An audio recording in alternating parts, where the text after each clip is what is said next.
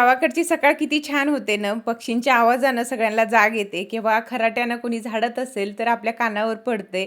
आणि शहरात कसं आपल्याला अलार्म लावायची गरज पडते आणि तेव्हा आपल्याला जाग येते. पण गावाकडं तसं नाही. एक उठली का एकाचं खराट्याचा आवाज आला की दुसरे उठतात आणि पक्षींचं वेगळंच किलबिल चालू होते आणि त्यांना आपल्याला जाग येते आणि सकाळचं ना खरंच लवकर उठल्यावर किती छान वाटते ना. मस्त इथे ना सकाळची छान अशी गोड सुरुवात झाली होती आणि मी आज आईकडं होते. रात्रीचा मी आलो होतो, कालच्या ब्लॉगमध्ये तुम्ही बघितलं होतं. तर सगळे पटापट घरातले कामं आवरून घेतले, जेवण बनवून घेतलं, सगळं झालं होतं. म्हणजे लवकर उठून आम्ही दोघी मायलेकीने आवरून घेतलं होतं.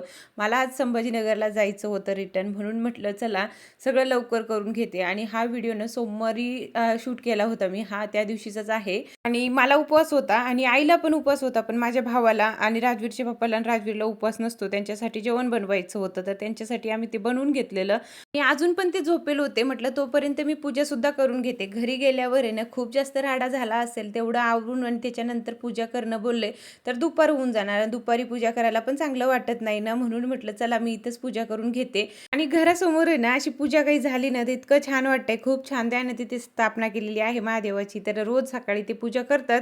पण आज म्हटलं माझं पण योग आहे मी पण करून घेते. तर मस्त इथं पूजासुद्धा माझी इथं करून झाली होती आणि आता आम्हाला निघायचं होतं. म्हणजे 8 माझं सगळं आवरून झालं होतं तिकून पण. म्हटलं सगळं आवरून घेते आणि इथून गेल्यावर तिथे गेल्यावर मला टिफिन बनवता येणार नाही, मला माहिती होतं. दोघं बाप लेकाला टिफिन लागणार होतं. राजवीर स्कूलमध्ये जाणार तर ते ऑफिसमध्ये जाणार. मग इथून गेल्यावर मी कधी करणार? 1-1.5 तास सहज आपल्याला जायला लागतात आणि 9-9:30ला तर सगळेच चालले जातात. म्हणून आईचं म्हणणं होतं थोडंसं लवकर उठूया आपण आणि सगळं आवरून घेऊया. आता 2 दिवसापासून शेतात कामं करते तर एवढी जाम थकले होते ना, तर इच्छा तर नव्हती सकाळी उठायची. पण म्हटलं आपल्याला उपवास पण आहे आणि लवकर उठून जर सगळं आवरून घेतलं तर इथून गेल्यावर आपल्याला टेन्शन राहणार नाही. म्हणून सगळं मी आवरून घेतलेलं होतं. इथे ना टिफिन वगैरे सुद्धा भरून घेतलं किंवा मिरच्या वगैरे आणल्या होत्या आईनं शेतातून, ते पण भरून घेतल्या. थोड्याशा मला घेऊन जायच्या होत्या आणि आता शेतात भरपूर काही भाजीपाला वगैरे पण आहे. पण एवढ्या सकाळी जाता येत नाही. आईच्या शेतात गेलो असतं तर भरपूर काही मी आणलं असतं. पण 2 दिवसासाठी जाते, परत आपल्याला जायचंच आहे म्हणून मी एवढं काही घेतलं नाही. आणि गावाकडचे 2 दिवस कसे गेलेत ना कळलं सुद्धा नाही. कामामध्ये कुठं दिवस जातोय आपल्याला समजत पण नाही आणि दिवस सुद्धा चालले जातोय.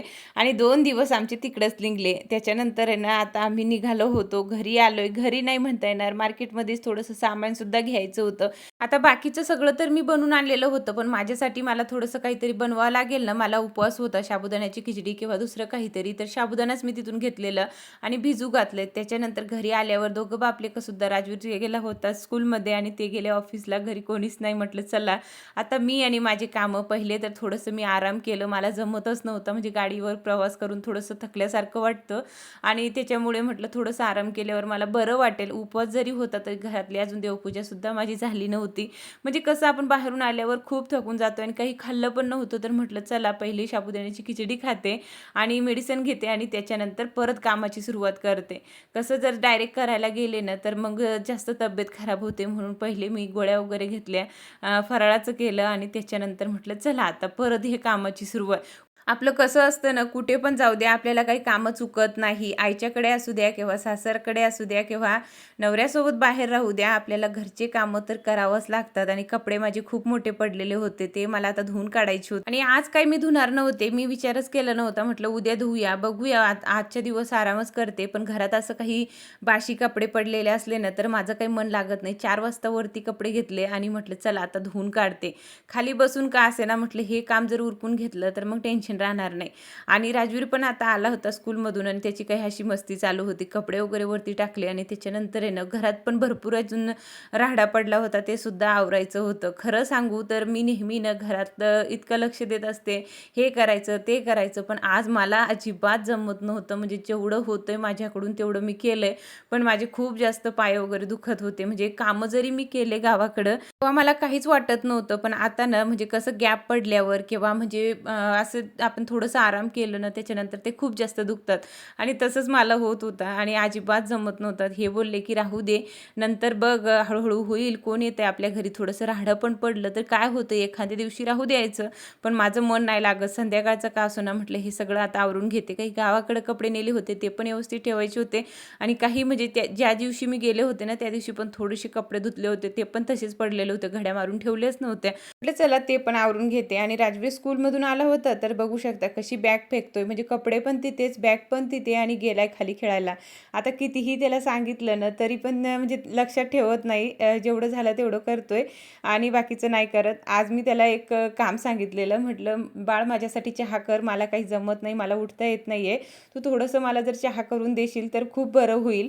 असं मी त्याला सांगितलं, तर त्यानं नाकार न देता पटकन घेतलंय बरं का करायला. पण त्याला ना चायपत्तीमध्ये आणि मोहरी असते ना आपली राई, त्याच्यामध्ये ना अंतरच कळलं नाही. म्हणजे काय आहे त्याला माहितीच नाही. त्याने ना मोहरी टाकून दिली चहामध्ये आणि मला म्हणतोय, "आई त्याला कलरच येत नाहीये." तर मला ना खरंच हसायला पण आलंय आणि म्हटलं, "एक दिवस जर आपण आजारी पडलोय तर चहासुद्धा कोणाला करता येत नाही." म्हणजे त्याला मी भरपूर वेळेस दाखवलेलं, की असं-असं चहा करायचं, पण त्याला ना कळलंच नाही की ती पत्ती आहे की मोहरी आहे म्हणून. तर तिनं तेच टाकून दिलंय आणि त्याच्यामध्ये ना ते चहा उकळते, तर त्याला कसं कलर येणार मी तुम्हाला दाखवणार होते. मला ना अजिबात जमत नव्हतं. मी दिवसभर झोपून राहिले होते. म्हणजे मधत कामं करत होते, पण थोडंसं आरामसुद्धा करत होते मी. म्हटलं संध्याकाळपर्यंत आपल्याला अजून बरं वाटेल आणि म्हटलं थोडंसं चहा त्यानं करून दिले, तर मग बरं वाटेल अजून. तर त्यानं चहाच्या ऐवजी त्यानं मला दुसरंच काहीतरी करून दिलंय आणि खरंच खूप हसायला येत होतं त्याची चहा बघून आणि म्हटलं जाऊ द्या लेकरू आहे, हळू करून शिकेल. आणि त्याला स्वतः सुद्धा हसू येत होता, की "मम्मी हे तर चायपत्ती होती ना, मग ती मोहरी कसं काय झाली आहे?"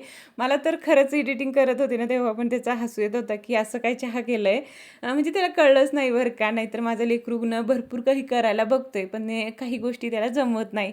पण हळू करून त्याला शिकवावं लागेल. नाहीतर आहे ना, एखाद्या वेळेस आपण आजारी पडलो, तर तो स्वतः सुद्धा काही खात नाही आणि आपल्याला तर कधी देणार? ते ना टेबलवर पण इतकं राडा पडला होता. काही बुक्स वगैरे होते राजवीरचे, ते पण तिथंच ठेवलेले किंवा त्यांची फाईल वगैरे. म्हटलं चला हे पण आवरून घेते आणि मस्त देवाचे गाणे लावले होते, म्हणजे भजन लावले होते. त्याच्यामध्ये तरी थोडंसं बरं वाटत होतं. म्हणजे थोडंसं कानावर काहीतरी चांगलं पडलंय ना, तर मग मन पण शांत राहतं. नाहीतर गावाकडची सवय मला जरा लागली ना 2-3 दिवस राहण्याची, तर माझं इथं मनच लागत नाही. म्हणजे उदासल्यासारखं वाटतंय.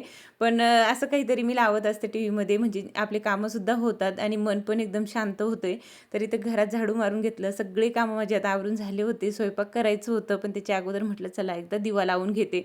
आता देवपूजा आज सकाळपासून मी केली नव्हती बरं का. मला जरी उपवास होता, पण माझ्या शरीरात एवढी पण एनर्जी नव्हती, की मी उठून देवांना स्नान घालून आणि देवपूजा करू शकते. तेवढं पण माझी इच्छा पण नव्हती आणि जमत पण नव्हतं.